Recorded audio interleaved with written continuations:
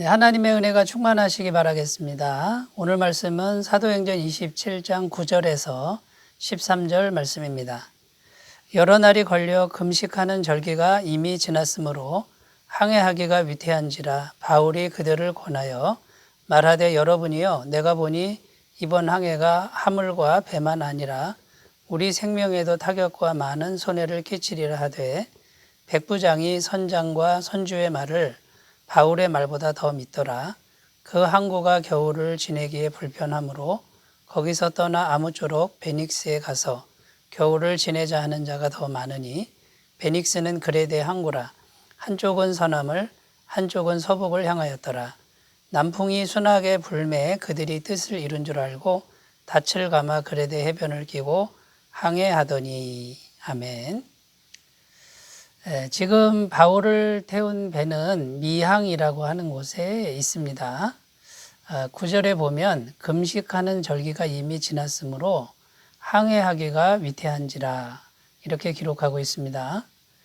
금식하는 절기는 유대력으로 7월 10일을 의미합니다. 7월 10일은 유대인의 대속죄일을 의미하는 것이죠.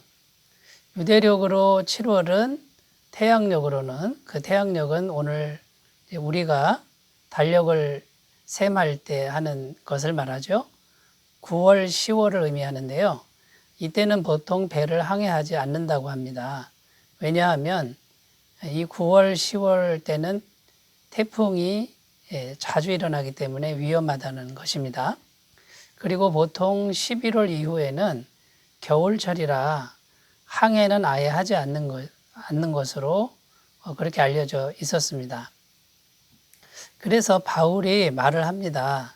지금 9월, 10월이니까 항해를 하면 위험합니다. 라고 선장과 선주에게 말을 했던 것이죠. 말하되 여러분이여 내가 보니 이번 항해가 하물과 배만 아니라 우리 생명에도 타격과 많은 손해를 끼치리라 하되 이렇게 말을 했다라는 거죠. 그런데 백부장은 바울의 말보다는 선장과 선주의 말을 더 믿었다고 하고요. 12절에 보면 이제 그 미항이라고 하는 것이 겨울을 지내기에는 너무 불편한 것이어서 결국은 베닉스를 향하여 배를 출발하게 되는 그렇게 결정하는 이야기로 지금 맺고 있는 것입니다.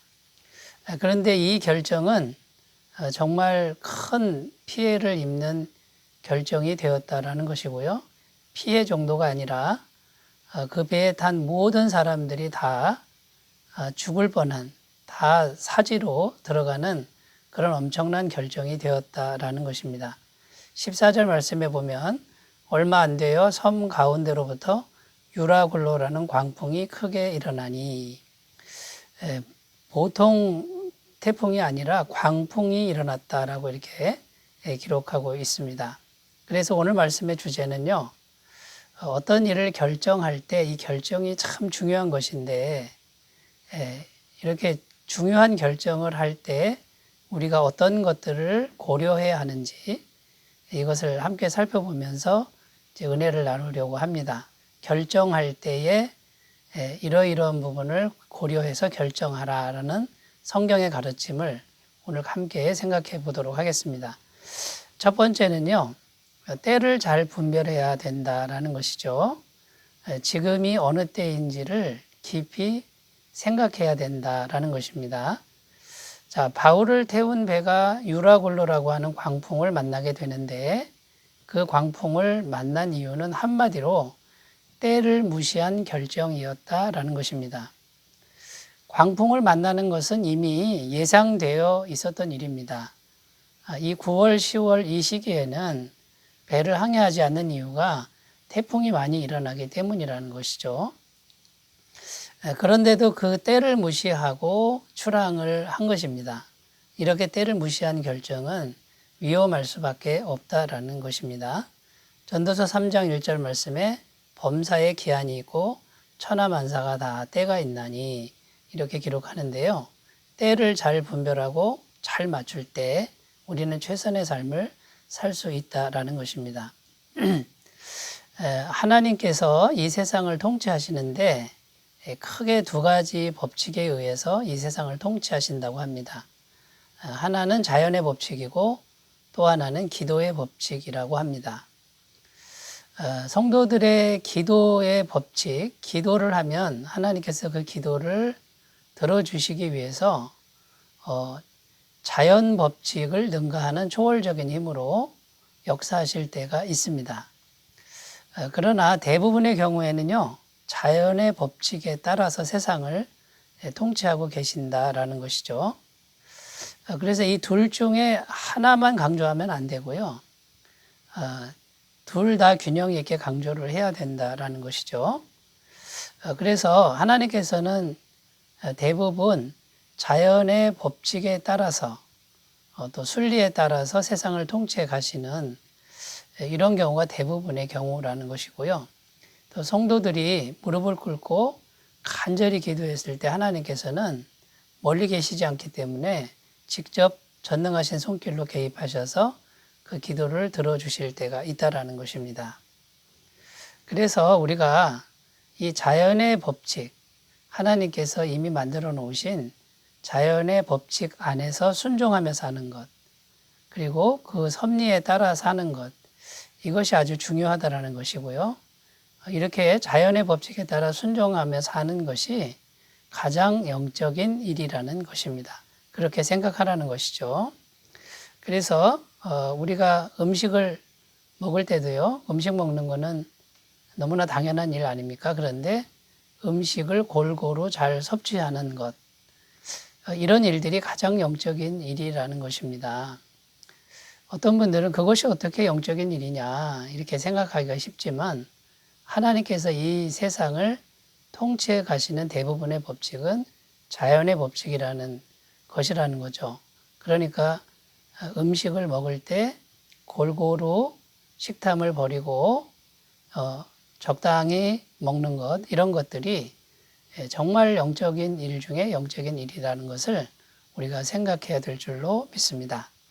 그리고 대인관계, 인간관계 속에서도요, 하나님께서는 이렇게 말씀하셨습니다. 마태복음 7장 12절 말씀에 그러므로 무엇이든지 남에게 대접을 받고자 하는 대로 너희도 남을 대접하라. 이것이 율법이요 선지자니라. 이건 너무나 당연한 말씀 아닙니까? 내가 대접받고 싶으면 그렇게 남을 대접하라. 이게 인지상정 아닙니까? 그런데 이것이 가장 영적인 일이라는 것이고요. 율법과 선지자다 이 말은 구약 성경 전체를 요약한 것이다. 이런 의미가 되는 것입니다.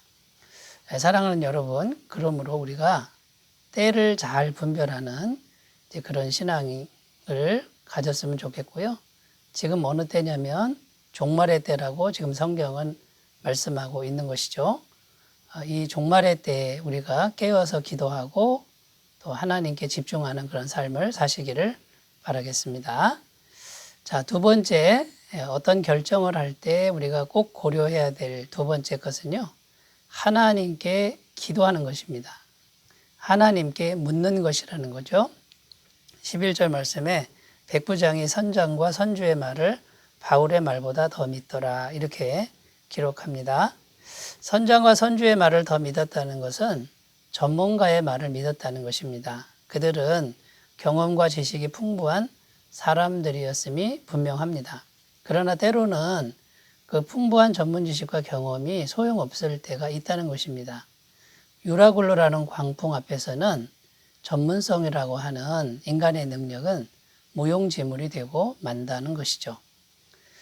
우리가 잘 아는 영국의 호화 유람선 타이타닉이라는 배가 있었습니다. 엄청나게 큰 배고요. 이 배는 정말 정교하게 잘 만들어져서 절대로 파손할 수 없는 그런 배라고 알려져 있었고, 이 배의 선장은 세계 최고의 전문가였습니다. 경험이 많은 선장이었습니다. 그런데 전혀 예상치 않은 일이 발생했다는 것이죠. 북극 해안을 이렇게 항해하는데 빙하가 있습니다. 빙하. 겉으로 보면 작게 보이지만 물속에 엄청나게 큰 빙하가 떠돌아다니는, 물에 떠도는 빙하가 있었는데 그 빙하에 부딪혔다는 겁니다. 그 물에 떠도는 빙하를 예상 못했다는 것이죠. 그 빙하가 그 배에 부딪혔을 때 배는 두 쪽이 나고 완전히 침몰되었고요. 무려 1513명이나 되는 사람들이 익사를 당하는 그런 일이 발생했다라고 합니다. 여러분, 인간의 전문 지식과 경험이라는 것이 얼마나 한계가 있는 것입니까? 그렇기 때문에 우리는 하나님께 늘 묻고 순종해야 한다라는 것입니다. 잠언 3장 5절 6절 너는 마음을 다하여 여호와를 의뢰하고 내 명철을 의지하지 말라. 너는 범사에 그를 인정하라. 그리하면 내 길을 지도하시리라. 이렇게 기록하는데 주님께 물으면 반드시 우리의 길을 지도해 주신다고 약속하고 있는 것입니다. 또 항상 우리는 전문성을 내려놓고 마음을 주님 앞에서 낮추어야 될 줄로 믿습니다. 에레미야 9장 23절 여호와께서 이같이 말씀하시되 지혜로운 자는 그 지혜를 자랑치 말라. 용사는 그 용맹을 자랑치 말라. 부자는 그 부함을 자랑치 말라. 이렇게 권면하고 있습니다. 그러므로 여러분 평상시 말씀을 잘 듣는 습관을 기르시고 어떤 결정을 할 때 꼭 기도하시면 어떤 식으로든 하나님께서 길을 지도해 주시는 그런 은혜가 있을 줄로 믿습니다. 자, 세 번째, 결정을 할 때 꼭 고려해야 될 것이 뭐냐면요. 무조건 환경에 따라서 결정하지 않아야 된다는 것입니다. 자, 배에 탄 사람들이 떠나기로 결정한 것은 오로지 환경 때문이었습니다. 12절에 보면 그 항구가 겨울을 지나기에는 불편하므로 미항이라는 곳은 겨울을 지내기가 어려웠습니다. 너무 작은 항구였고요. 겨울바람이 정면으로 받아서 너무 추운 곳이었다라는 것이죠. 그리고 베닉스까지는 가자고 주장하는 사람들이 많았습니다. 다수의 의견이 가자라는 출항하자는 의견인데 전부 환경을 말하는 거죠. 환경에 따라서 떠났는데 13절에 보면은 당장은 남풍이 순하게 불었지만 14절에 유라굴로 광풍을 만났다라고 기록합니다. 자, 여기서 보여주는 게 뭐냐면 이를 결정할 때 무조건 환경만 보는 것은 바람직하지 않다는 것입니다. 환경 때문에 피해가면 또 다른 환경을 더 힘든 환경을 만날 수 있습니다. 그리고 그 환경이 반드시 좋은 환경이라고 보장하는 그 어떤 것도 없다라는 것입니다. 영적으로 생각할 때도 환경에 따라 결정하는 것은 무엇이 문제가 되겠습니까? 환경에 따라 결정한다 그러면 환경이 하나님 자리에 가 있는 것이죠. 여러분, 그러니까 환경을 하나님 자리에 두면 안 되고요. 또 성경은 하나님을 따라가는 길은 힘든 길이고 고난의 길이라고 합니다. 그러니까 우리가 늘 고난과 힘든 길을 각오하면서 주님의 뜻을 따라가는 것이 필요하다라는 것이죠. 그러므로 여러분 어떤 일이 있어도 환경을 고려해야 되지만 힘든 일 고난의 길을 각오하는 그런 태도가 필요할 줄로 믿습니다. 기도하겠습니다. 하나님 아버지, 어떤 일을 결정할 때 지혜롭게 잘 결정하도록 도와주시옵소서. 예수님의 이름으로 기도드립니다. 아멘. 오늘도 좋은 날 되시기 바라겠습니다. 감사합니다.